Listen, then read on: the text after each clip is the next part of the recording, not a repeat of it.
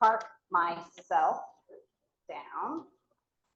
And I'm sorry, this is not my best side to everybody over there. I'm sorry. So this is going to bring us to our current book, Diamond Doris. So why did we choose this book? The answer is simple. It was the story. I've had a couple people, they're like, of all the amazing writers that we have in West Virginia, why did you choose this book? And it's because when I heard this story, I thought, what? I mean, it was just, I couldn't get my mind around it. It may not be, it's not the best well-written, most well-written book, to be sure, but the story is so fantastical that you just can't, it's kind of hard to comprehend.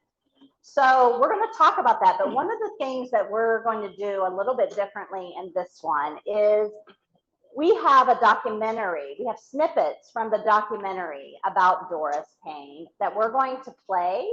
I don't know if, has anyone seen the documentary? Oh, okay, good.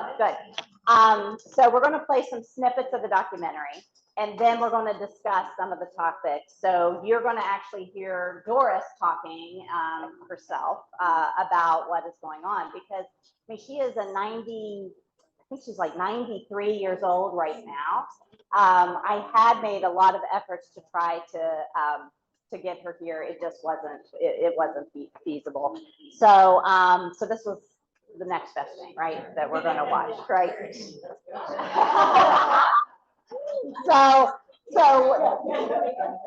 So what we're going to do, and hopefully everybody on screen, you're going to be able to watch, you're going to watch it as well, the little snippets, and then we will talk. I'll open up for some, comments, questions. I have a long list of questions too, but I just wanted to talk about this really interesting story. So now I don't know, how am I supposed to tell Megan? Megan, I'm assuming you're hearing me. So I can hear you. Ready? Okay. Are you on there? I am. I just don't have my camera on because I'm about to screen share. So. Okay. See. There you are. All right. Okay. All right. So you can share we'll start with the clips. Was there anything else I forgot? Oh, I did forget something. So if there are things you want to purchase in the farm, Meredith this year, you can do that afterwards. And don't forget to get your mug shot up at the front. Make sure you get a selfie and get your mug shot for the day. So.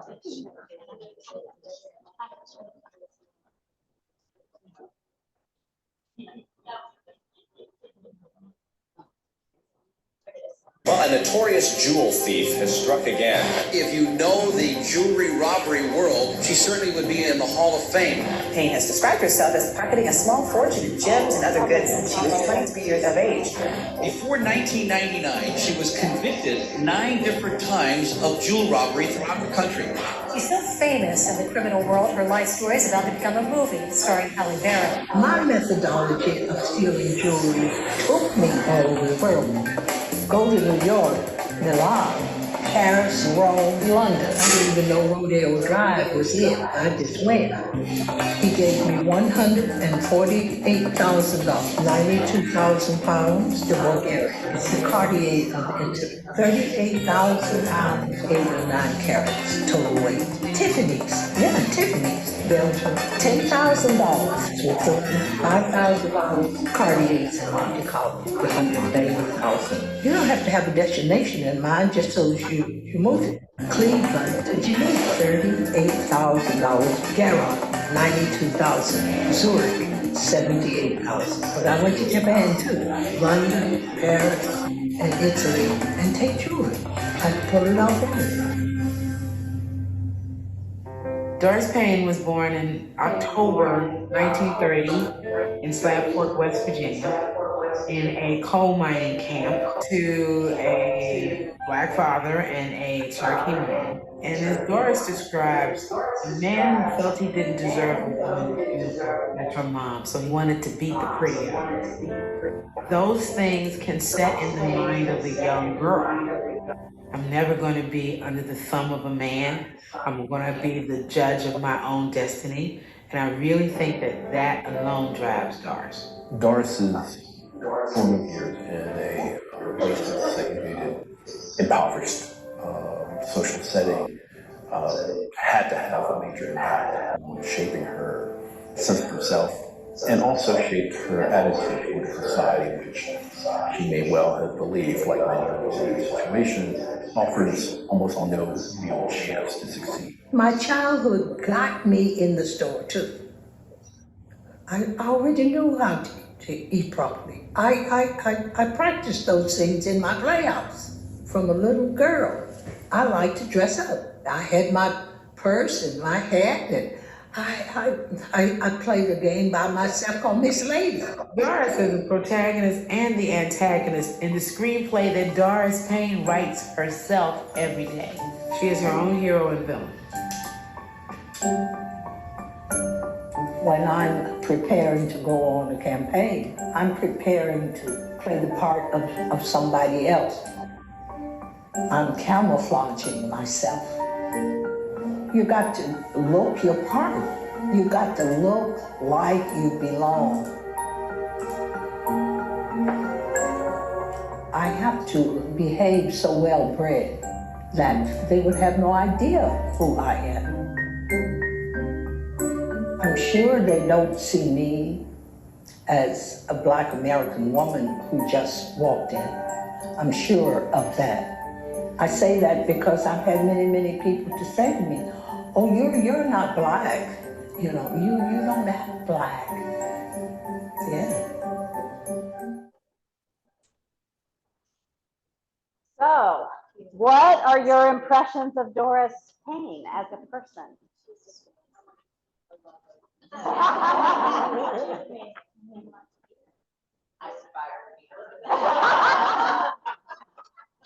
So why is that? I think I'm pretty feisty, but yeah. We think more, yeah. You think I got a little bit of room for niceness, and confidence, just Yeah. sorry, not sorry. And back in like the 50s or whatever, to travel and carry it on like that, to not get married, and to not. I mean, I have to keep your voice, so I feel like everybody. But then probably keep on knows TV. that. What do I do? Yeah, just speak into it. It's a microphone. Yep. I don't know. I'm not married. I don't plan on getting married again. And I feel like she was my person. I don't know. And in the 50s or whatever it was, to not be married, to travel as much as she did, all those things. Like I text Natalie, text the wrong number when I text her, but I text her and was like, I want to be Diamond Doris when I grow up. I don't know who got that message, but somebody did. Hopefully not the FBI. It might have been for investigation. Oops. Maybe we'll rename we have our own book club. Maybe we'll rename it the DDs. I feel like I have 4 nieces, and I feel like share not the illegal part, but the empowerment, the female empowerment. And Laurie's talking about that day and age, but think about even today. And she's an African-American woman, she's single. I have degrees. I don't have a man, don't need a man. I got degrees. I'm working it. And I want to continue to be like her and unapologetic. And I think that that's still difficult today for women, married or not, children or childless, to be unapologetically you. And I am, to everybody's dismay. You want? No. Okay. Laurie, How, I got one. Megan, anyone on joining us virtually have comments? Want to? No one that's admitted it yet. Anyone Okay. virtually want to chime in? Just unmute yourself and go for it if you feel like it. So what, so did you sympathize with Doris Payne despite her criminal activities? Oh, absolutely. I mean, she, Talking to the, sorry. she was such a survivor to take the qualities that she had and to go forward with them at a time when women had just gotten the vote. Domestic violence hadn't been invented yet. The laws were such that men were allowed to abuse women, and she recognized that. The people in that society at that time were not well paid, and she wanted to have enough to help her mom and look after her kids. And none of those things were really available to women at large, and certainly women of color.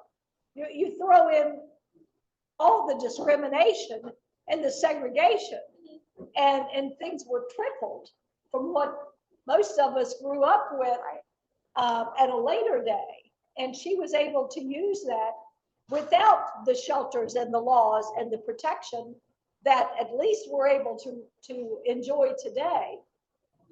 And she looked for something she could do. And I hope we're not all looking for crimes we can commit, but that's what she could do. And she used her talents.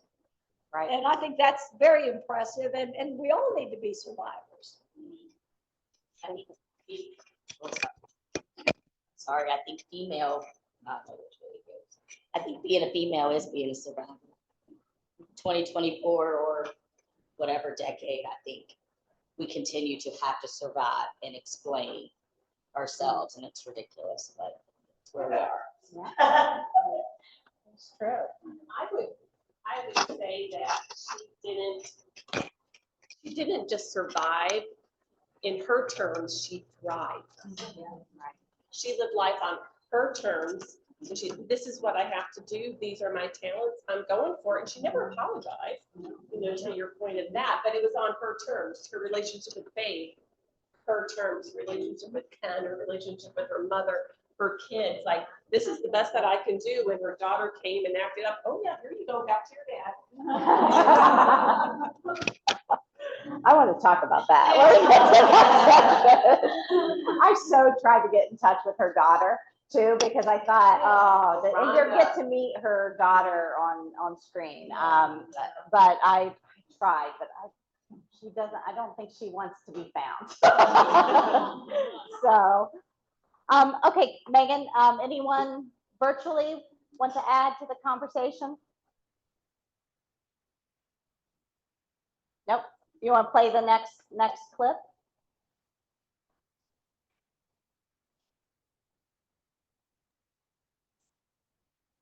I could say when her father's abuse with her mother began to be bloody. The relationship that my mom and my dad had is not one that I'm qualified to speak on, except I know that there were times my father was abusive. And even as a little girl, I was very violent. Doris's mother didn't know how to get out of that situation herself. It spurred her and inspired her to fix the situation. I just wanted to really to take care of my mom. That's it. And she went to her mother and said, I know how to do it. I'll be back. I take the bus to Pittsburgh. I had been there and I knew I could go in there and be successful. And so I did. That was the first time she went and stole the diamond and then fenced the diamond and was able to give her mother money to get out of town. And I think that was the day that empowered her. I didn't feel like I had become a thief. No, I didn't. I felt like I'm smarter. I got this and I sold it today. I think in the back of my mind, I shouldn't tell you this. Once the race thing set up in then it was punishment. In the back of my head, I was saying,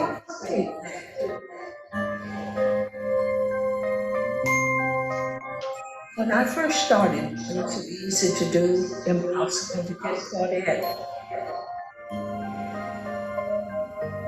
I did not think it was stealing. I thought, I'm not giving it back. There is a difference.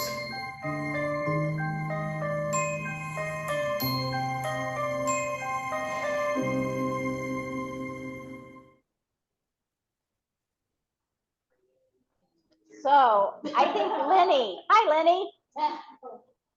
Okay, you get to talk now. Unmute yourself. Well, at the risk of being unpopular, I have to admit I am a privileged white woman, and I appreciate the adversity she went through.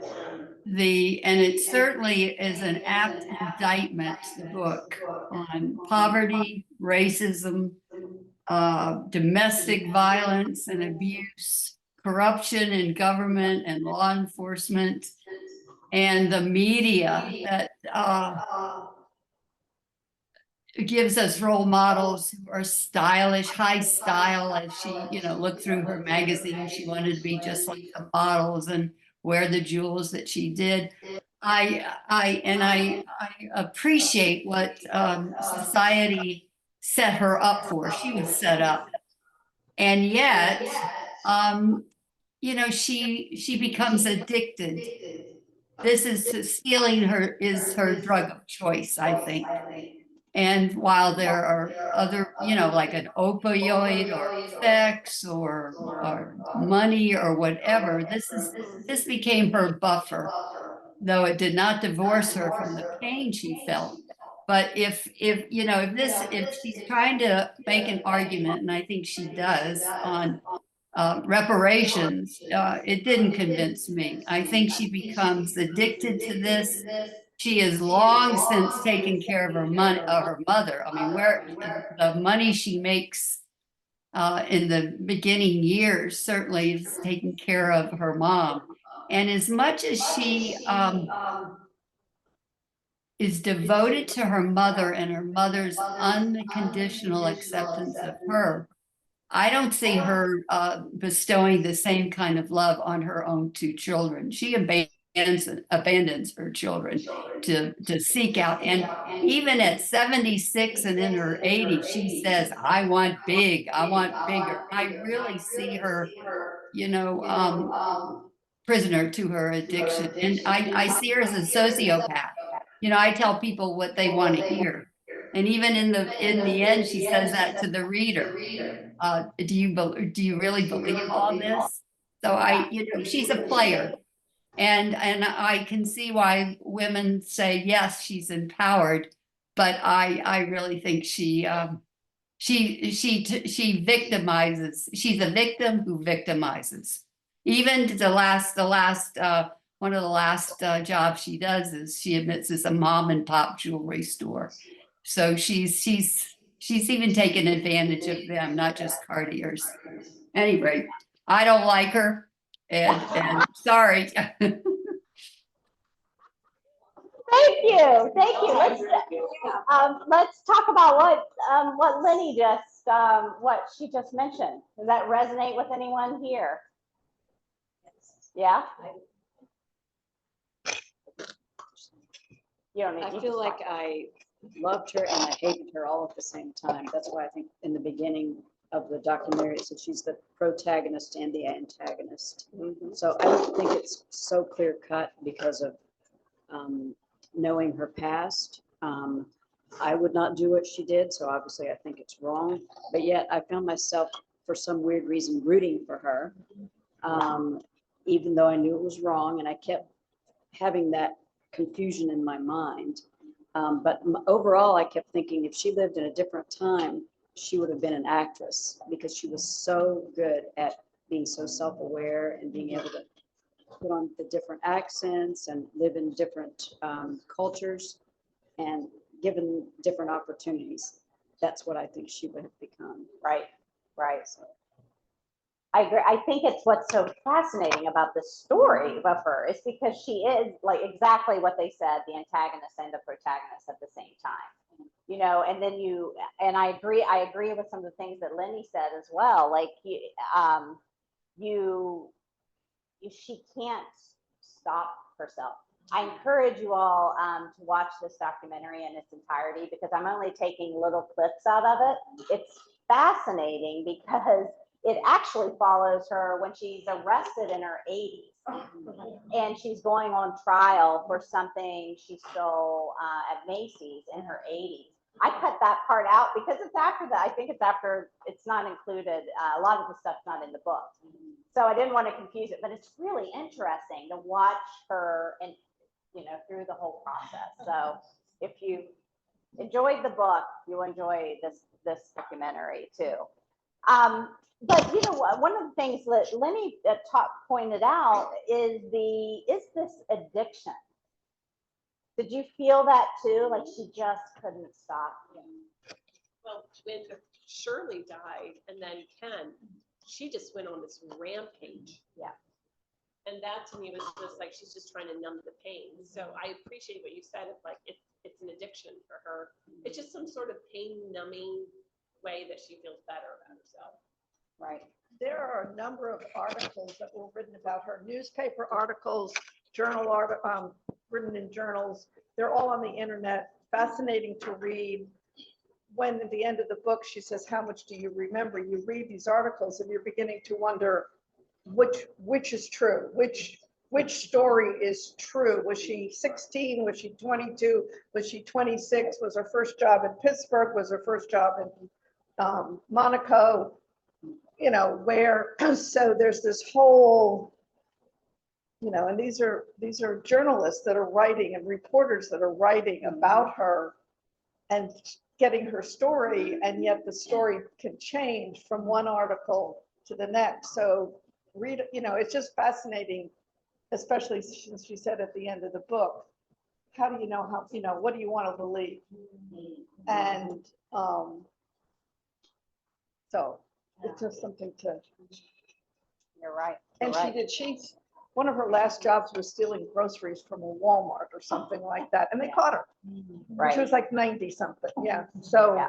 I think Lenny's right that it's an addiction. It is an addiction. Yeah. I think also like kind of talking about how she was like addicted, I think a little bit kind of that might have been going through her head too, is like, I feel like at a really young age, she saw like how unfair the world was, and especially with her being not white. And so I think every time she went and like stole, she kind of thought she was getting back at like society, because she didn't get to be treated fairly. And, you know, she saw her mom and all the poverty in West Virginia. So she just kind of wanted to keep going, because it was like, well, I can like get back at the world and kind of get back at society, because they put me in a bad spot. And so I'm gonna, you know, kind of get my take of everything. Right.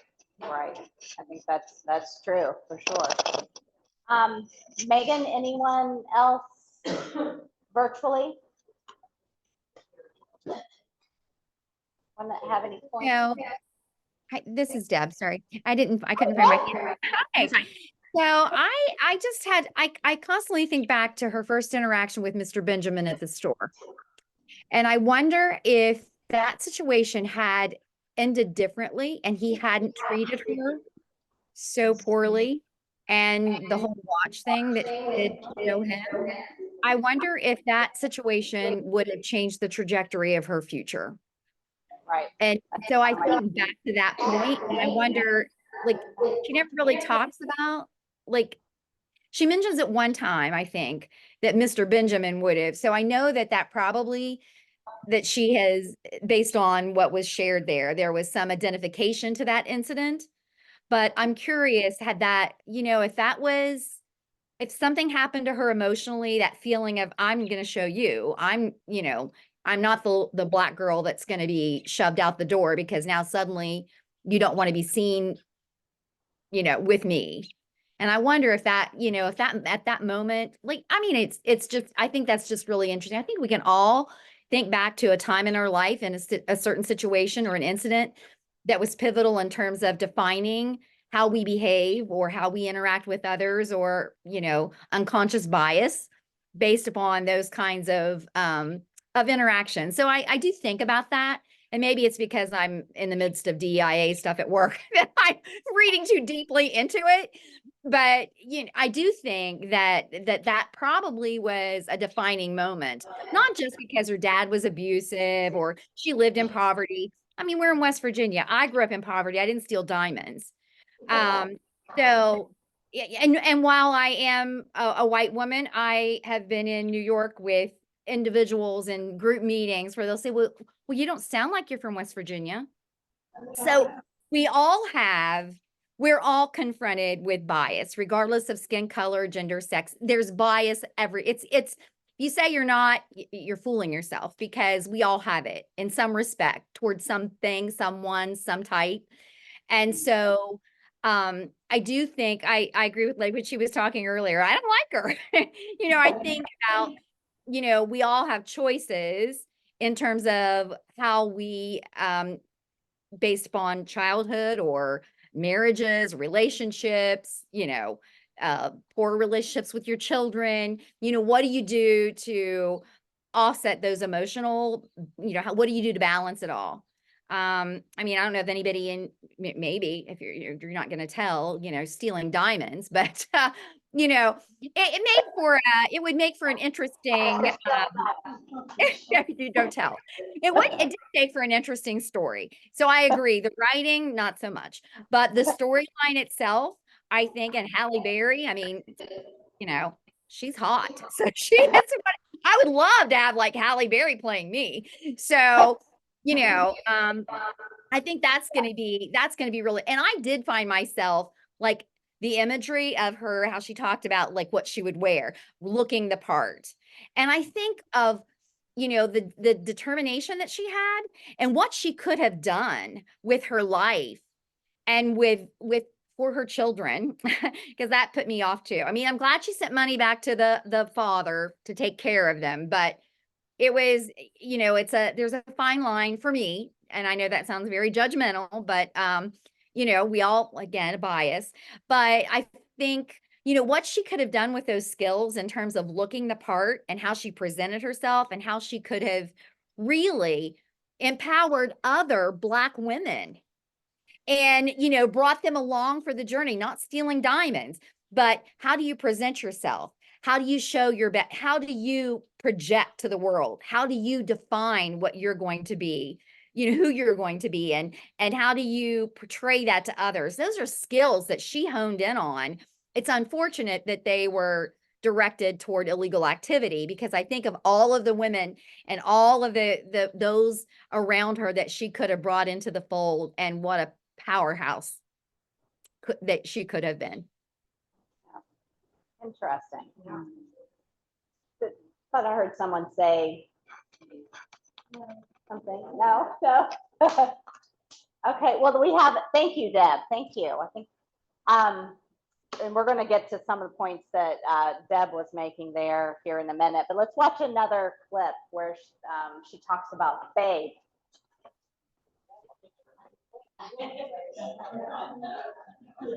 First told her, I need to unload something. And Ada says, oh, then you need to meet Babe, and told her to go to this club, Caprice. So she went and she met him. He was the best thing I ever met. Babe was highly educated. Babe was the only Jew boy to go to college at University of Alabama. He had a very sophisticated criminal mind about the world, about the system. Then he said, I want to see you do it. And they went to Chicago, and he watched her do it. They start running around giving her whatever she's looking for. And she starts the sleight of hand game and how she plays it, which is to get several. Look at them, look at them, look at them. Move them around. Where movement, constant movement, move them around at a dizzying pace. Then what she'll do is distract the sales clerk, who'll look away, and she grabs one. And then she'll say, well, what happened to the 6-carat yellow diamond with few inclusions? Oh, it was right here. Let me go look. And then Doris will find it. Oh no, here it is. oh, she's trustworthy. And then she has you. And then you look away again and she grabs the one she wants. She was fearless. And I think Babe found that sexy. That So let's talk about Babe. What did I had to giggle when she said, when I saw this, she was like, he was just the best Jew boy that I heard. I was like, I have never heard that in my life. Like, that's crazy. So what did you think of Babe? Anybody have any impressions? Did you think he was good for Doris, bad for Doris? Was that like the beginning of a very, like, a life could have gone in a different direction, but maybe thoughts about Babe? Her not wanting commitment. Okay, as far as her not wanting commitment, he was great for her, you know, right? But he was married. Yeah, yeah, like, you know, and all of that. When I was reading it though, at first, I had like envisioned in my head like some thug. Do you know what I mean? But then as the story continued, I'm like, oh, well, he's not really that. Do you know what I mean? Yeah. So that was kind of my like first impression. I don't know, but I just thought he was another criminal lawyer. Right. No, I agree. She needed him because he's how she moved her jewelry. Right. You know, when the police said, learned a you know, lot. when she was put in court, it's like, where's the jewelry you stole? She go, I don't know. She didn't know. She'd hand it off to somebody and then it would disappear and she'd get her money and be gone. Right. So she needed him and I used him for what he could give her. That's right. That's right. And it's interesting when she doesn't need him anymore. That's a really interesting time, I think, in the book, that shift, right? She doesn't need him anymore. So, anyone virtually?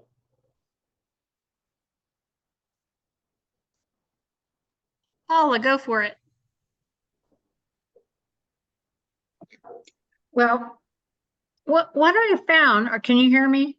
Yes, yeah. What I found, we're talking about Doris, but I learned a lot in this book about the jewelry industry, and this clip kind of shows it.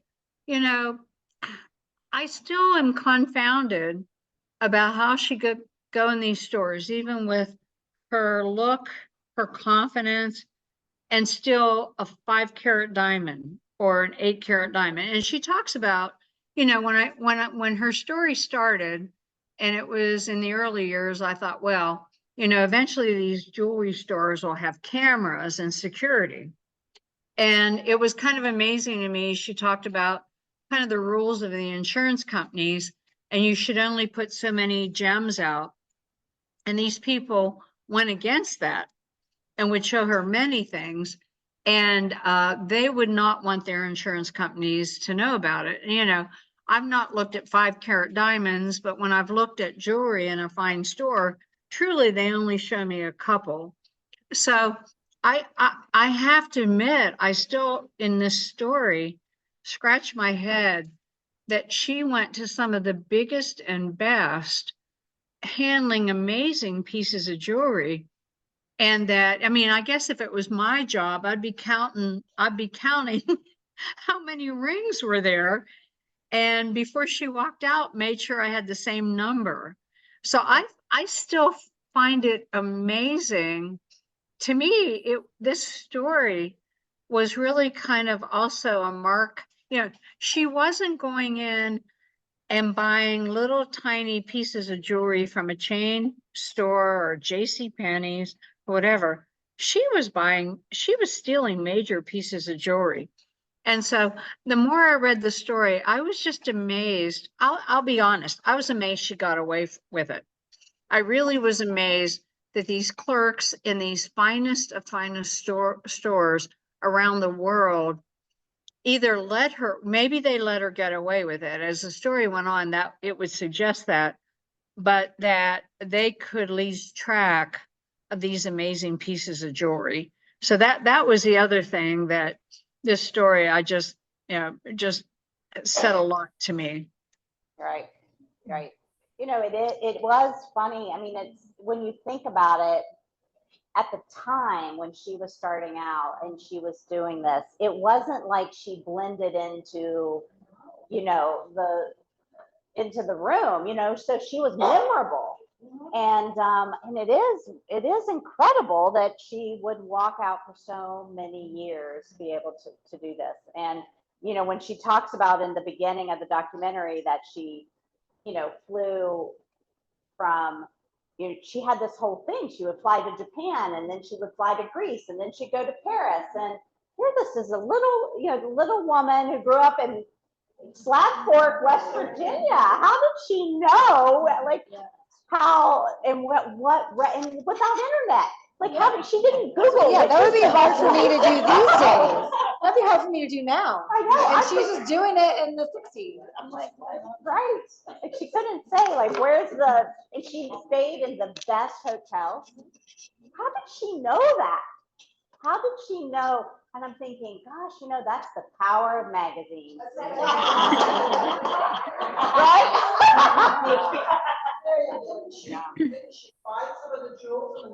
Yes, that was it. That was it. I think we need more jewelry stores advertising in West Virginia. Couple quick notes. If you're there in person, those mics, they pick up great when you hold pretty close to your mouth. If you hold it very far away, we kind of lose you a little bit. So if you don't mind keeping that in mind for the virtual folks. And then we have Katie, who's got a couple of thoughts that she's put into the chat. Katie, would you like to unmute and join us and join the discussion? We should be asking them where they're from, where they are.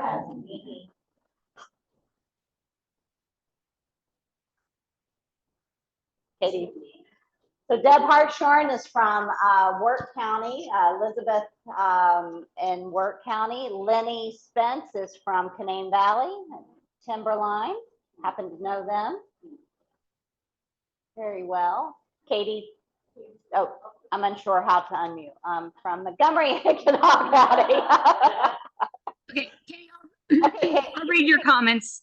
There should be a big button kind of in the bottom. Looks like a microphone that should have a red mark through it. If you click that, something I've already learned for next time is to give myself permission to mute and unmute people. So go for it. Okay, Katie, you're unmuted. Go for it.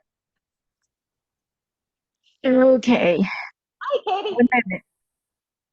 Okay, I thought that both Doris and Gabe needed each other. Their partnership was long, and but the partnership was controlled by Doris.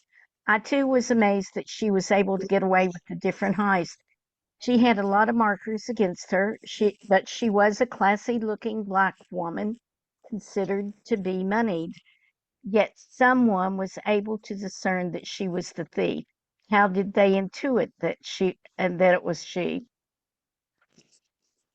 Good question. Do you think that was racial profiling? I mean, or was it, what was your take? I think she was basically the only person there. She was gone so. Are you talking in? I'm sorry. Yep. She was the only one there, and when she left, so did the diamonds. Yep. Yep. I agree. Megan, I think we have another clip. I have a comment before we look at it. Okay, hold on. Just, don't play the just clip. because it has to do what we were just talking about.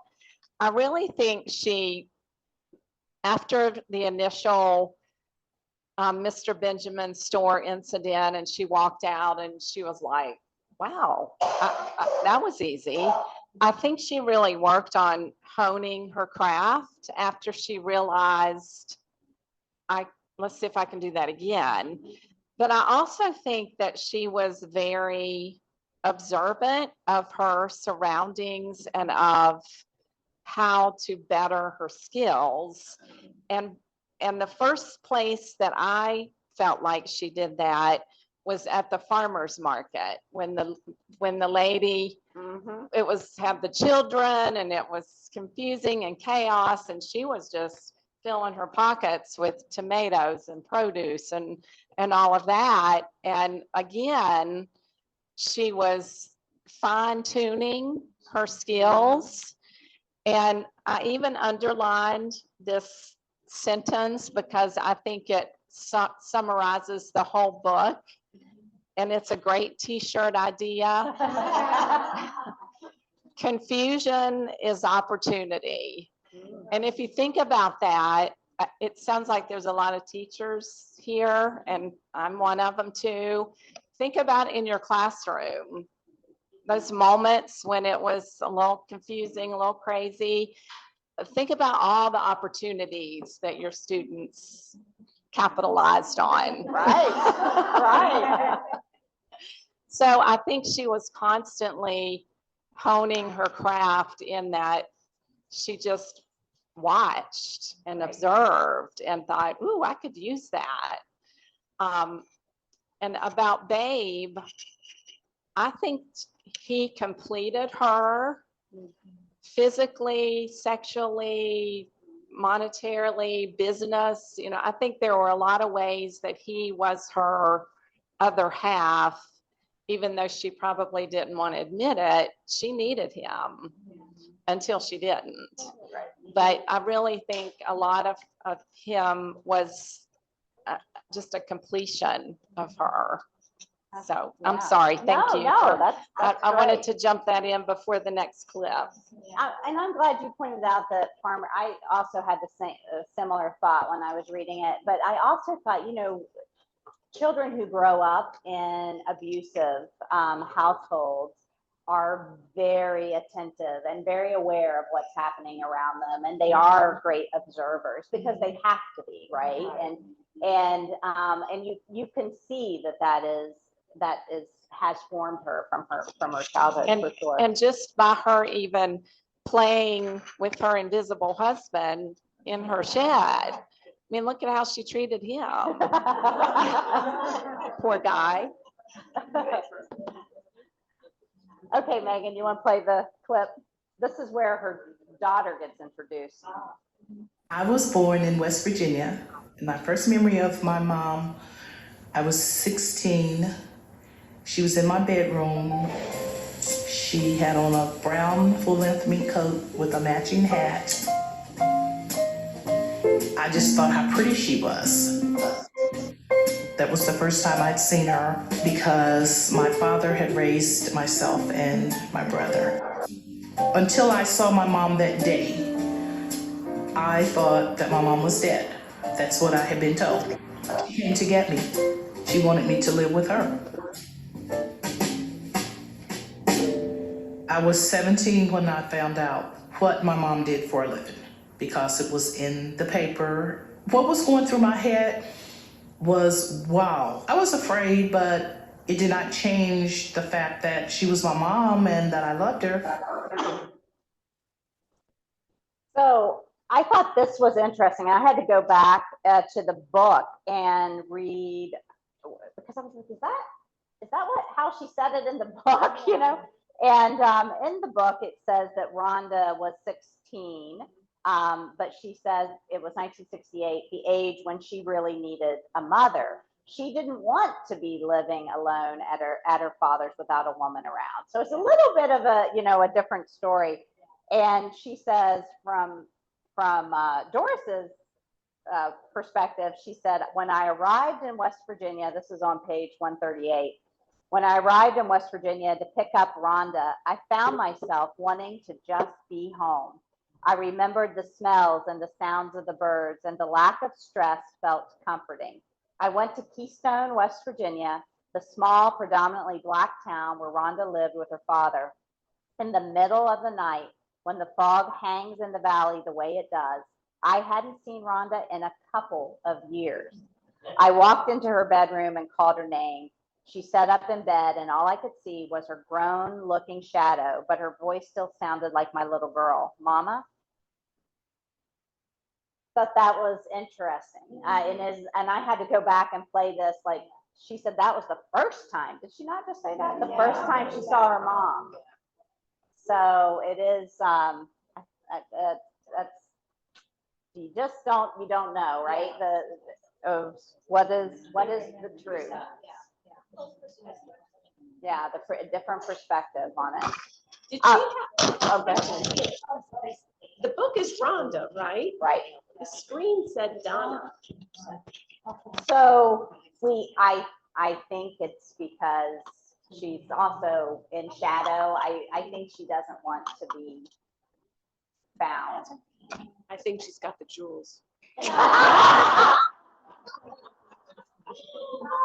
good. That's a whole nother book club. That's a whole nother book. That's true. Yeah. Yeah, we had this conversation in the office actually, because I was like, where did that, because this bothered me, because I was like, she said she only has the 2 children. Yeah. And so we had to go back and find it. But yeah, I don't know. Rhonda, Donna, I mean, could be, I don't know. I'd like to ask that question. Believe it or not. Yeah, I don't know. So the childhood, I think Deb and maybe also Lenny had talked about the mother role, that she advocated that responsibility, and that some could say. What did you, when you were reading it, did it bother you? Or what, Carol? She certainly wasn't a very responsible parent. She wasn't a good role model. She did send him some money occasionally, but no, I certainly, I wouldn't want her as my parent. What would be your reaction if you found out your mother was an international jewel thief? Were you shocked at Rhonda Donna's response that, well, okay, it is what it is. She's still my mom. Yeah. Yeah, maybe she'd been gone long enough that, she didn't even realize, and she was just in awe of this person, almost like meeting a stranger. Yeah. And she was like, oh, wow, Kind of like how we get sucked into, I mean, you think about it. When we watch, y'all watch Oceans, what is it, 11, 13, whatever. If it's George Clooney, we're like, whoa, we're swooning. We're like all with them, right? We don't care that he's stealing billions of dollars, That's why I was trying to speak of it. It's never really fit in. And I was thinking about, that's not really, like, that's fictional. Right. But like, I look at those people and they're very talented. Yeah. Do you know what I mean? Like, I think you said earlier, like, I wouldn't do it either. I'd be scared to death. And then when like somebody referred to like, the first formative experiences, I remember my classmates in preschool, like daring me to put a tack on the teacher's chair, and I did it. She sat on it, and then I got in trouble. And that probably was a very formative experience for me, but like, and the teacher. Yeah, exactly. But like, that's what I'm saying. Like yes, did she do wrong things? And was she maybe didn't make the right choices? I feel like she was very, very talented. Did she use those talents in the most acceptable way? No, but she was very talented, because I couldn't go in there and do that, nor I would be like terrified, Right. And I feel like correlating to then the Ocean's 11, it's kind of like those people, that whole like, wow, how do they do that? Because I'm sure there are people out there that do it, like her. I was just going to say that as a woman, and if you choose to have children, you have, there's choices to be made, and you can't, I think in life it's hard to decide, it's one or the other. Like, you're going to raise your children, you're going to be there for them. If you choose to have a career, and she had a criminal career, then you have to find ways to balance that. And she decided that she could go ahead and have her criminal career, but because she had other people to take care of her children. But I know in my life, I've made decisions to say, well, I'm going to put my career here so that I can do this for my children. So, there's choices, and she made that choice. That was her choice. Yep. Yeah. Right. Katie typed in a comment, said, I'm a retired teacher, and throughout the years, I've learned that students still love their parents, even if the adults aren't good parental figures or have any moral compass. Right. I thought you were going to say, Katie said, I was the teacher that sat on the tack. I'm glad that wasn't the case, but you are right. She is correct. Anyone else, Megan, have comments? Deb wants to know how you found the book. Wants to know what? How you found this book. I found the book. That's a great question. How did I find this book? It was a weird way. How did I find it? Do you all remember Pam and Devin? I came in and I was so excited because I was like, you're not going to believe this. Wow, this is what happens when you get old. To be continued, Deb. Yeah, let me think about that. And when I figure it out, I'll send an email out to everybody. I know it was a random, like strange, I think maybe I didn't find the book. I heard about the movie first. And I was like, what? And then I came back and started looking into it and found and got the book because I don't believe I've seen it out anywhere in any books. I know I haven't seen it until we bought it here. We brought it into ours, but and then I will tell you, I reached out to, she has a kind of co-author, Zelda Lockhart, who is a fabulous writer as well. I reached out to Zelda and to see if she, wanted to participate tonight. But she is on a tour. She has another book that she is promoting as well. But I also tried to reach out. So the woman who is talking, Eunice, in this documentary, I also reached out to Eunice. She had passed away, actually. I think she had a heart attack. And she was the one who wrote the screenplay. So that was really disappointing too. So that was just totally off, didn't answer your question, but that's a little bit of some other background information. If no one has, we have another clip, don't we? Oh, is there another comment? Yes, we talked about that, Paula, that we have a Pulitzer Prize winning author, and that's going to be our first book for 2025. I haven't read it yet, but we're just going to have to do it. Right? Apparently you can trust the people that award the Pulitzer Prize. That's right. We'll get to be judges of that, so that's good. You want to play the next clip, Megan?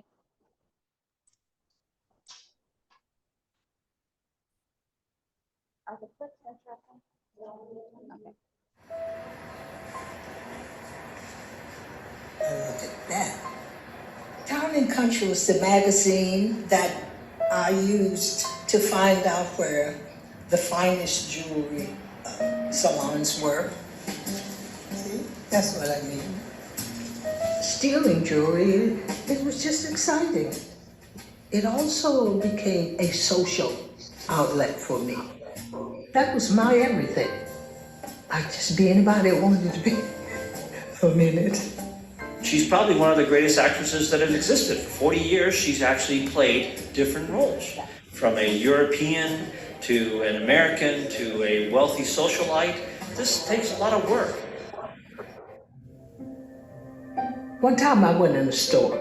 I had on a nurse's uniform and I had the white girl with me, Judy. I was Judy's private nurse. Babe set that up. Judy was a very pretty Polish woman. She was not a thief. She just looked rich when she fixed herself up. So I've used her as part of the program in the store. That was the beginning of assuming a personality. And so when we went in the shop, Judy was walking with a cane that I paid $700 for out of Neiman Marcus. She walked with a cane. Right? Oh, the man put everything up on the counter. I thought it was a trick. It was so much up there. Well, I say to Judy, I think it's time for your meds. I asked the sales lady, would she give us some water? So while she's gone, I get put 2 or 3 pieces, but I never conceal stolen stuff. I might not have time to go to searching all in my pocket if the roller walk upon me. If I got it in my hand, I can do something. If nothing else, but throw it on the floor. And we leave. The cab driver had gotten out of the cab and came and was standing up against the jewelry store wall. And he had this chauffeur's cap on. which looked like the police. I'm telling you, we came out of there. I was so scared that I just felt like they were waiting on me, but I'm not putting this shit back. It's a form of play, to a certain extent showing off, that she could pull the wool over the eyes of all these individuals, most of whom have higher social status than she has. That aligns her with a long tradition of trickster figures. In African American history, a trickster is a folk hero who achieves his or her ends through deception, through masking. The victory of the trickster is measured by the trickster's ability to ridicule the person in authority. So I suspect that Doris is gaining a great deal of psychological satisfaction and amusement from some of her adventures. What do you think? You just learned how to go steal from a jewelry store, right? You always have it in your hand. So I thought this was interesting. Has anyone heard about the trickster, that concept? Could you talk a little bit about it? Because I didn't know anything about this. Well, I really don't know much about it, but at Fairmont State University, a degree was developed about 20 years ago, a degree in folklore, folk life. And Dr. Byers talks a lot about the trickster. And the trickster is a very common character in West Virginia folk life. Interesting. Interesting. What did you think? How much, like, to what extent do you think she shaped her own life? You know, as I'm listening to her, like, talk, the more that I listen to her, I think about, did you think she intentionally was shaping her life story? Or did she fall in, you think intentional? Everybody think intentional? How about virtually, our group? Do we have anyone, Megan? Katie just said a comment that she taught about the trickster in literature and hadn't thought about Doris being one until it was mentioned in the documentary, and it makes sense. Yeah, that's cool. Yeah. Paula has raised her hand again. Okay. Yeah, your question, Nikki, I think she totally shaped herself. I mean, we've talked about the moments in her life that defined her, the fact that her father beat her mother, the fact that the man she really liked in the company store pushed her aside when a white man came in. There was a woman there early in the evening there at the restaurant who talked about her sense of not being apologetic. And I hadn't put a word to that, but that's exactly true. And her just self-awareness. I mean, that's the part I admire about her. She kind of seems to know where she's going and what she wants to do. And I guess I can't say I'm that way. And maybe I'm not sure a lot of women I know that way. And so she is kind of that tragic figure. She shapes herself. And then, as was said, but then almost this stealing becomes an addiction to her. I really think, when she gets to an age where she should prop up her feet and retire, she just can't stop. But no, I think that's part of the strength of the story is she makes herself. Yeah, I agree. I think it's, in the last clip, it was interesting. She talked about being so scared, but I don't really recall that as being a theme of any of her experiences. I mean, she didn't see it. If it was in there, I don't remember it. So, because I thought of her as being totally fearless. But she was talking about how scared she was just in that one instance. So it must have been that experience almost all the time. And isn't it funny? She just starts giggling. I mean, she's like really, like she's like 30 years younger when she recounts the stories that she's sharing, and she's giddy. about it. And yeah, the being the scared part struck me too, because I don't think that came across in the book either, that she was really terribly, but how could you not be? Right? I mean, gosh, I don't know. That's one of the complexities, I think, of this book. Megan, you want to play the next short clip? Deb did have her hand up. We want to do it real quick and then go on to the clip. Okay. I think she was intentional, because even when she talked about like any incidents that there was a close call, or even when she was arrested in the book, she always talked about what she learned from that for the next time in preparation for the next heist. So she's definitely a self-created and very intentional in what she was in her next plan. There was never a thought of, or at least expressed in the book of, okay, I need to stop this, or this is enough. It was always, what am I going to learn from this, and how am I going to refine my craft for the next heist? Right. Right. Even when she goes to jail, you know, she's very, I mean, it is so stunning. I mean, she's unrepentant. I mean, she doesn't repent at all. She is not sorry. Not sorry. Which at one hand, you're like, wow. And I, you know, and you kind of wish you had a little bit of that in you, like, and then you're like, but do I really? Does that make me bad? Like, it's just this really weird thing. I think that it's so fascinating with her. It's also contradictory because it does seem like she was had a compulsion or an addiction to it. So I don't know how you see someone with a compulsion and addiction really are making better. Right. Well, like good point. It's their compulsion or addiction that's running the show, right? Not her as a person or a subject. Right. I mean, that's what I think that, make sure you're talking to, do you have the? Oh, I'm sorry. Because I think your point's really good. If it is addiction, you know, how much is it intentional then? Can it be intentional? If like it took over her. It's right. Can she control it? Is she controlling, or is she controlled? Yeah, is it controlling her, or is she controlling it? Yeah. It's interesting.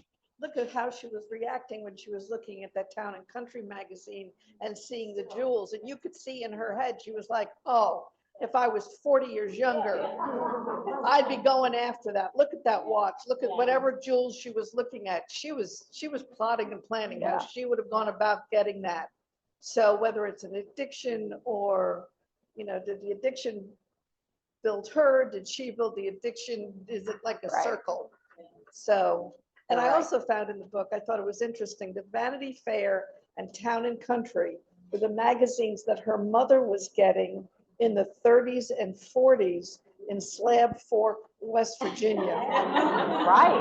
In the house. In the house. I mean, not, you know, not going out to the store and getting them delivered to the house. Right. I found that absolutely fascinating, because the only time I see Town and Country is at some doctor's office. Right. You know? Right.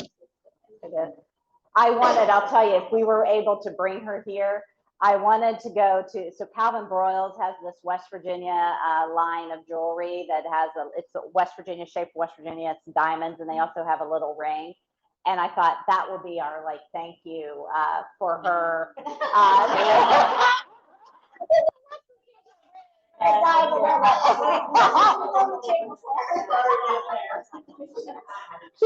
She probably would not have been as grand for her. Megan, you want to play the next clip? Doris's morals, I'm not sure she has a whole lot of them.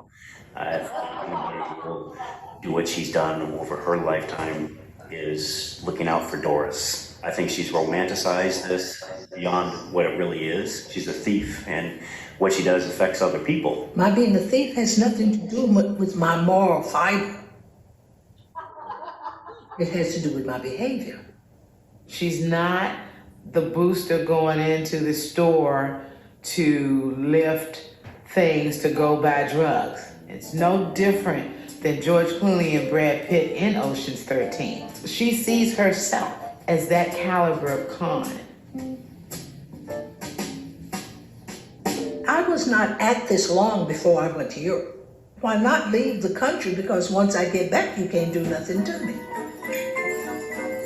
And I did not think Europeans would catch on. Europeans are real sticklers for proper behavior.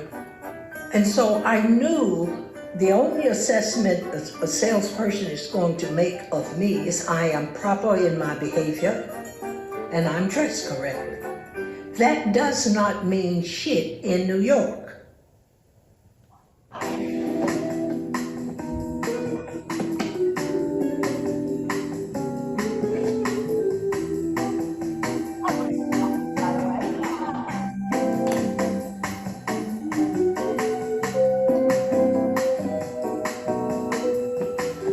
She was doing this in the 50s, 60s, and 70s, during turbulent racial times. As an African American woman, she was traveling in circles where normally she would have been a maid. Well, that looks pretty good. Oh, it does, Eula. It ought to. The prices they charge, and I didn't know whether to cook it or deposit it. She obviously saw herself as a single-minded woman who could do whatever she wanted to do, how she wanted to do it, during a time when women were still trying to figure it out. That's what's fabulous about her. I have never been caught stealing jewelry.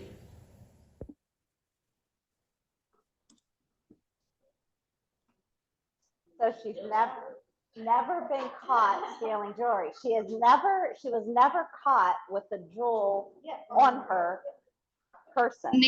Nikki, can you adjust your mic? It's pointed away and it's a little hard to hear you. I don't know which is up or down. Am I talking into it now? Yeah. Okay. I have too many, all my big baubles here are in the way. I seem to recall one incident where they went after her as she was leaving the store, and she had some, so wasn't caught by the police, but she was caught. And then she played it off that she, oh, that was a mistake. Right. Wait, did she say never caught stealing? She said she was never caught stealing. She wasn't. So she didn't steal it. It was an accident. So let's talk about what they addressed a little bit, that the issue of race in this. I mean, what was your takeaway? What were your thoughts? I'll be real honest. As a white person, I was amazed that in the 1950s in Philadelphia and New York, that a Black woman was allowed into the jewelry stores that she was, because of the society and the times. I was amazed. I to the point where I went to my husband and I said, I'm having trouble believing that she could, that the doorman would open the door and allow her in. So do you think then her comment, kind of like, believe this or not, I'm going to tell you what you want to hear. So did she paint this picture? Like, I'm curious about all of these, the thefts. Is there a timeline for it? Was there a copycat? Because there was someone in the book, I don't remember, who was similar, and she's like, oh, you're taking my game, and she was very aware of that, and I need to go somewhere else. And I don't know, I agree with you. There's a part of here that I wonder how much of this is truth and how much did she, embellish. I read, so this documentary, if you watch the whole thing of it, it's interesting. I did some research. I read an article about the making of the documentary and the research that they did, timing all of the articles about. So they did a lot of research, which is why I think some of this part that shows up in this documentary doesn't align with the books as much. Like there's some things that aren't they're not on the same page, so to speak. But I think that's a fair question. Yeah. I mean, to me, go ahead. it seems, from the beginning, she's not a reliable narrator. Right. So it's kind of like, she's a con artist and she stole, and she, I feel like she looks back and she, makes meaning of it for herself and makes her, and her her understanding of these things make her feel good about whatever she's done. Doesn't make it right. I'm sorry, it doesn't make it right. And I don't know, I feel like whenever there's discrepancy, who are you gonna believe, the con artist or the other? Right. Right. Right. Maybe not the con artist. Well, the reliable narration, I think, is an important question, because I mean, she clearly isn't a reliable narrator. So did you say someone had? Katie, would you like to unmute and make the point you just made in the chat?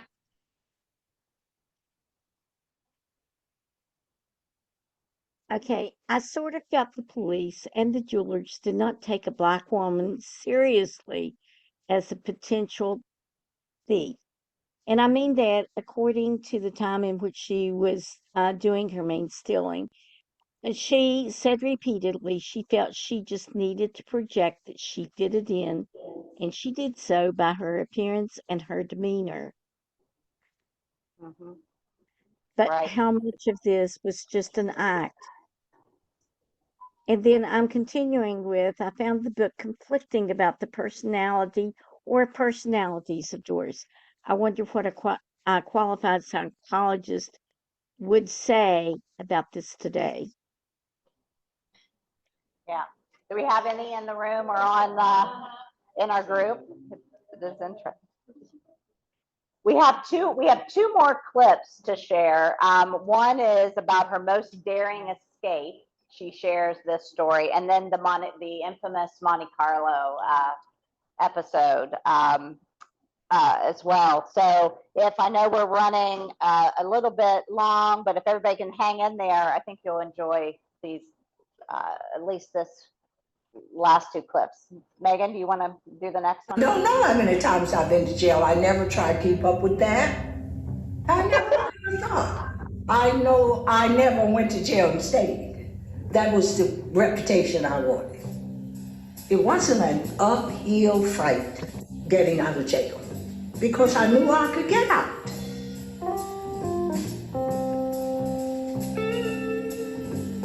In Alderson. She was in Alderson. My most daring escape.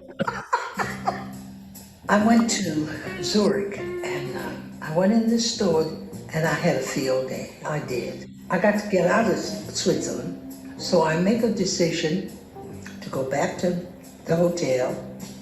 I changed my clothes, but I lay low until dark. So I take a cab to this nightclub. I go there because the place that it's at is closest to the French border, Mulhouse. I'm not a drinker, but I ordered something there, and next thing I know, I'm up in floor dancing. I'm having a great time. But what she didn't know was in this club where she was dancing, got piped via camera into living rooms all over Zurich. There she was on TV dancing. So that when she came outside and got ready to go, whoop, the lights came on and they were there to arrest Doris Payne. As the lady is handing me my coat, I look up and it's about 5 or 6 policemen. And they're looking for me. And you're not gonna believe this. They come and got me and put me on the train to Geneva. Someone was gonna meet me and take me into custody. The train was supposed to be non-stop. It stopped for water. I jumped off. I jumped off the train. It was shortly too late, because I looked so bad. I looked awful. Knee out, my panty, oh God. All kinds of thorns and what have you, scratches. But I got off that train, through the cornfields, and through everything. And an African picked me up, and I tell him I need to get out of Switzerland. That is so classic Doris Payne. She's the woman who thinks fast on her feet.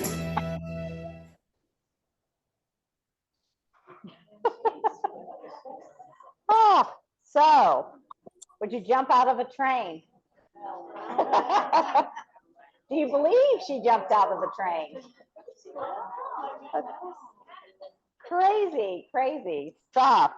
You know, I'm thinking, how does Doris Payne's story kind of reinforce or challenge what our assumptions are about criminals and crime? Did it make you? She had so much fun doing it that, you know. Oh, Oh, sorry. She had so much fun. It just makes you feel like, well, that would be a good career, you know. She had so much fun. She dressed up, she wore nice jewelry, she went to nice hotels, she drank the best champagne and wine, and you know, you can't. I don't know. I just don't feel angry at her. Right. Did you notice when she's putting her makeup on at 80 years? She's got Chanel. She has the, you know. I'm sitting there thinking, I don't wear Chanel. You know, like that's pretty wild. Yeah, it's awesome. Hey, Rocky, did you have something? Oh, no. Nope, she muted. Okay. Okay, go ahead. I feel like that's the reason why I know several people said they didn't like her at all, but I think the reason that I did is at times is because I disassociated her with reality, that I felt like this was a James Bond movie. So I couldn't believe that she was real. So it was just a character, although I knew on one side of my brain that she is a real person. She helped to write the book, but I really felt like this was something from a movie. Right. Well, and you also, so here's another thing that she said in an article that I read. When she was arrested in her 80s, she did it, she says, she did it as a propaganda stunt to promote. So the movie rights were bought by Haley Berry in the beginning. And the script was, what I understand, the script was written, the movie was going to be made, and then nothing happened. And she was very frustrated by this, that nothing was happening, because this was very important to her to have this movie made and while she's living. And so now what I understand is that then the rights were then bought by another group, another film group, and Tasha Thompson is supposed to play her. But when I looked this up, because I thought, what's happened with this? That house, that movie house, had been disbanded or sold, so it may not ever be made. You know, at this stage. I mean, this is in the last 3 years, I think. So it is interesting. You're thinking it. You're like, it's like a movie, right? You know, you can see it so visually happening. But it was very important to her. I grew up in Cleveland during the time when this was happening, and I could picture her going around. The Huff area was where she was living at the time, was a very bad slum. In fact, Martin Luther King called it one of the worst he'd ever seen. And then she moved into Shaker Heights, which was the first suburb to open up for desegregation. And that's where a lot of the Jewish people were moving east. And they were the landlords in Huff. And I think that's why she called, what was his name, Babe? Babe, yeah. A Jew man, because that was her encounter with that. And like I said, I could see her going into Hallie's department store and these other fancy department stores that I never went in as a kid. But it kind of brought back memories, and I could picture her going through these suburbs and doing those things. Yeah. Yes. Yeah. I mean, there was not, when you went downtown Cleveland, there was no real, nobody stopped anybody from going into a department store, whether you were black or white or whatever. But there was definitely segregation when you got out into the suburbs. But I picture her doing this. Pretty. Anyone have anything else? Anyone on virtually? Okay, Megan, go ahead and play the Monte Carlo clip. Fast on her feet.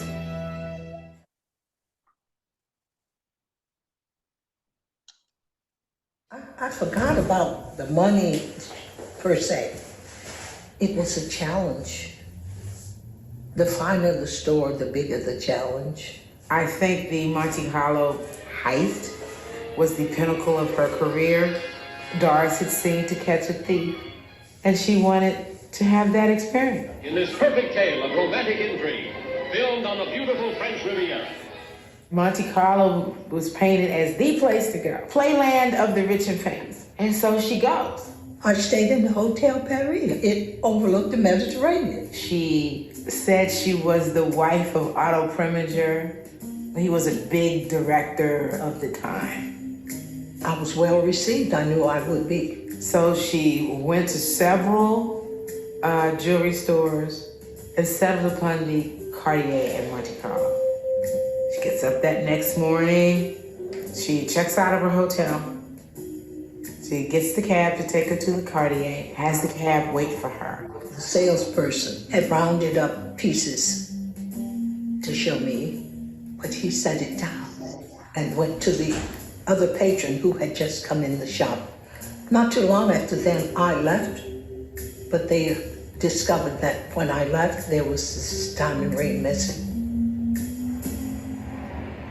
When I got in that cab and I looked at that ring, and I saw 9 zeros. Never saw that many in my life. I broke out in sweat and everything.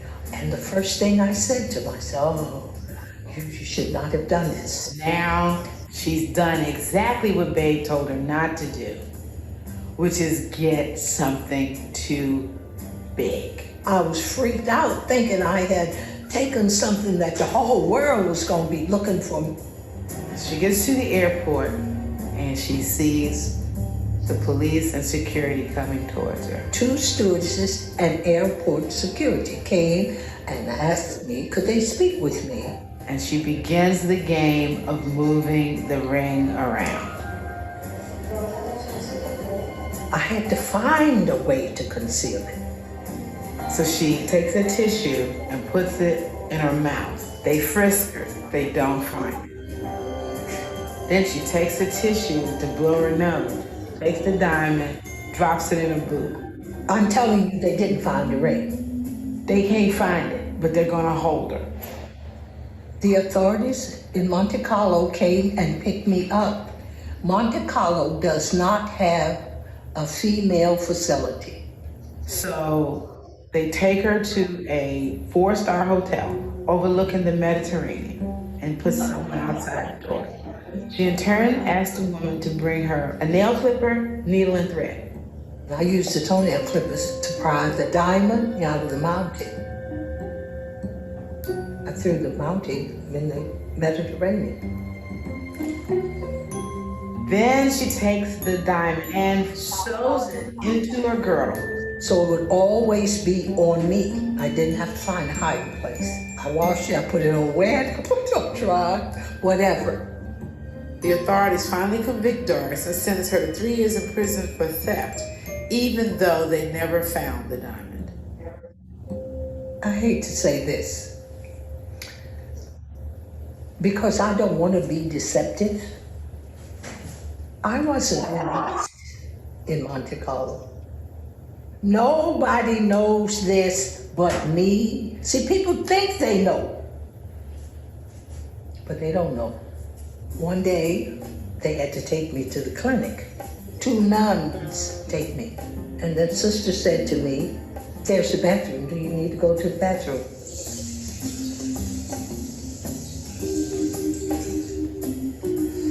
I had a feeling the nun wanted me to go.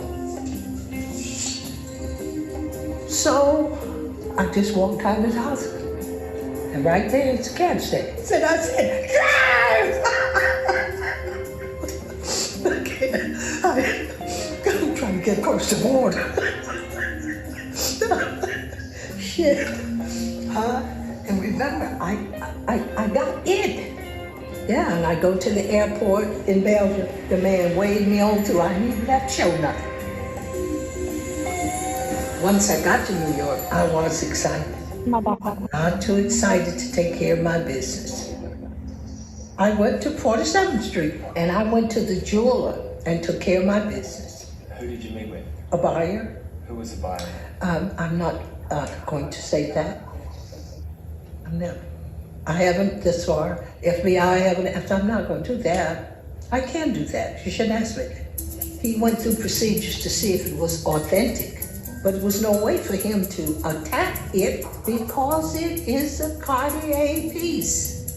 We didn't knock up and down on the amount of money.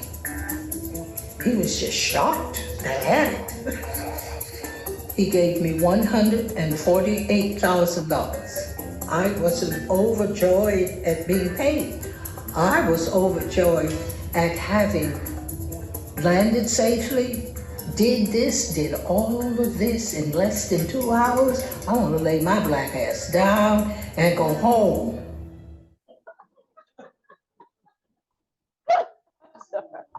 Oh my gosh, I don't know. So what did you think about the Monte Carlo episode in the book?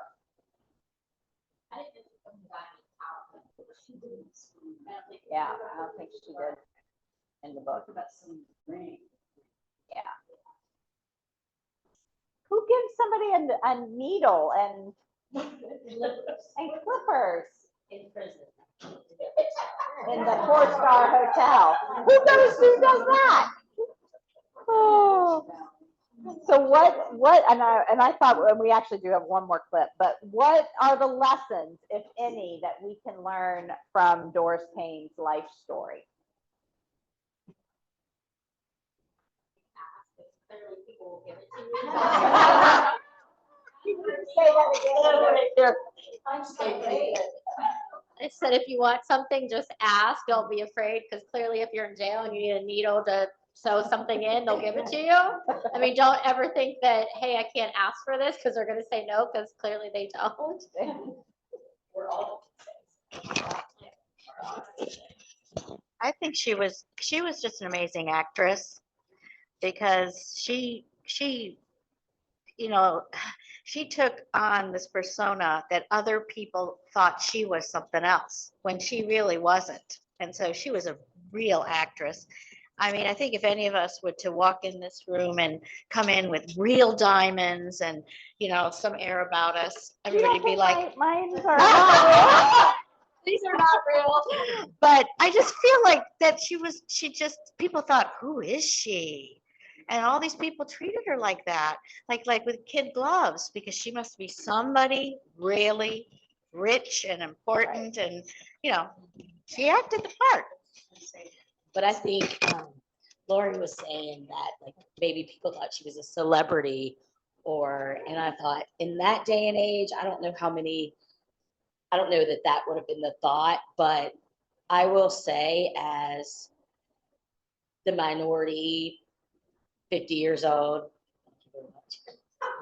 It's my 50th year. We're still celebrating since February. Thank you very much. But it is being the minority and having people think you're something, or you think people think you're something, or what you think you should be. You can walk in. I do it every day. I will walk into anywhere and think I'm all that in a bag of chips, and really don't care if anybody else thinks I'm the chips. But and we can all dress the part, and it's just about how you carry yourself. And I do think that she is somewhat of an actress, because when you watch this documentary, she's laughing at herself. She's like, oh, did you see what I did? So I do think there is something There's an trickery there. There's an adage that my brother and I have batted back and forth. If you act like you know what you're doing, you can get away with a lot. Take it till you make it, right? You know, you have to act the part. You have to act like you belong there. You have to act like you know what you're doing. You have to act. I mean, the fact that she walked in and she said she was Otto Premicher's wife, and they believed her. Right. You know, I wouldn't know what Otto Premicher's In wife that looked day and like. age. In that A black day and woman. age. A black woman. Married to a white man. But I mean, I think too, what I was thinking in my head when I was talking, you guys know of the imposter syndrome, right? And so that whole fake it till you make it, I think, you know, when I went through my doctoral program, that those two things you're constantly weighing. Imposter syndrome, fake it till you make it. When I started teaching college, I was like, I don't know what the hell I'm doing, but they think I do. I'm still the professor, so I'm just going to fake it till I make it. Right. How about virtually? So Tina said, a lesson learned, always carry your money and passport with you wherever you go, including to the bathroom at the hospital. Good one, Tina. Deb says she wears confidence. That Deb always tells the girls she mentors to act like you're wearing an invisible crown. People are always watching and they treat a queen differently. Yep, Deb is right. And last but not least, confusion is opportunity. Confusion is opportunity. That is good. That is good. Do we have one more clip? I think it's one more short one. Okay, you want to play that? And then we'll. I've been a jewel thief for many, many years, long before anybody ever thought about it. I am exceptionally proud of my being the very opposite of what is expected. I'm glad it was a Black woman that did it.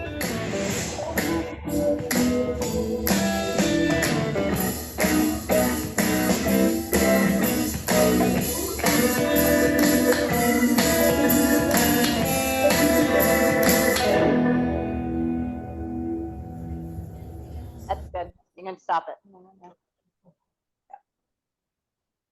So, last thoughts, last takeaways from this. Are you glad you read the book? Yes. Yeah. It was, like I said, you know, when I read it, it isn't terribly well written.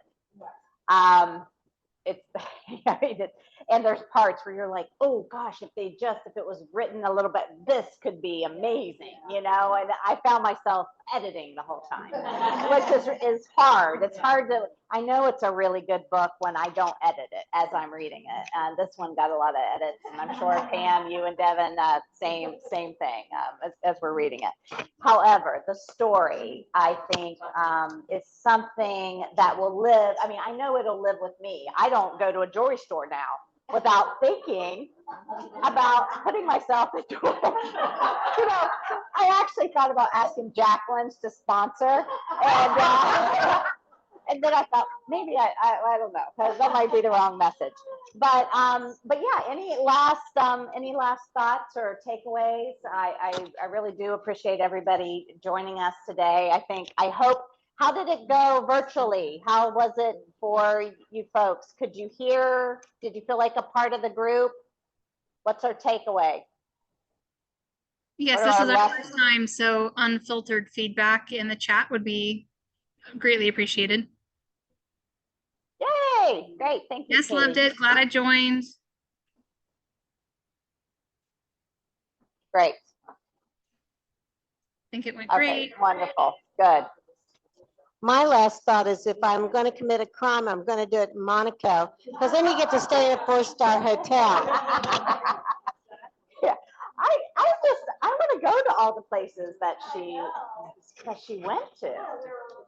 I know. Can I just add one Yes. thing? So this past weekend, I went to New York City and I decided to play a game. I went to Swarovski and bought a diamond that's a crystal, obviously not a diamond. And then I went into a bunch of shoe stores like Ferragamo, et cetera, and everyone looked at my ring and they said, what a beautiful ring. They treated me like I was a queen. And so I named my ring Doris. I love that. I love that. And it was a $200 ring. That's perfect. That's perfect. Well, I do think we will think about her, and I hope I'm still going to try to make some type of connection with her and share that we have done this, because I think she probably would have gotten a big kick out of this for sure. So But any feedback that you all have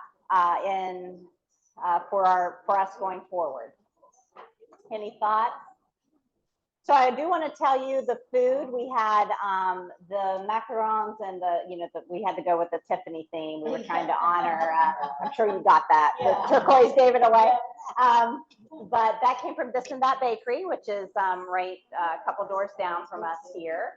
And then the little donuts came from the Pop Shop. They actually have a catering business that they run through the Pop Shop there, and they do great for tailgates and different catering. So you have to check them out as well. And then the charcuterie was from here, from the farm. So just wanted to tell you that. I hope you enjoyed the food, and thank you all. Thank you for folks who joined us virtually, and thank you guys for coming. This was great fun. I enjoyed it.